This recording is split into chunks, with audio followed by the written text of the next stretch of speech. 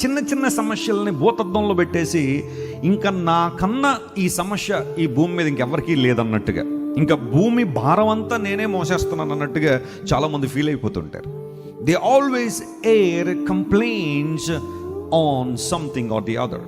ఏదో ఒక విషయంలో కంప్లైంట్స్ అనమాట. నాకు అది లేదు, నాకు ఇది లేదు, నేను అలా లేను, నేను ఇలా లేను, నేను చూడడానికి బాగాలేను, లేదా నేను అందరిలాగా యాక్టివ్గా లేను, లేదా అందరిలాంటి ధనం నాకు లేదు, అందరిలాంటి ఫ్యామిలీ సపోర్ట్ నాకు లేదు, అందరిలాంటి జ్ఞానం నాకు లేదు అని మనకి ఏదైతే లేదో దాని మీదే ఫోకస్ చేసి చేయగలిగిన పనులు చాలా చేయలేని పరిస్థితులు మనం ఉంటూ ఉంటాం.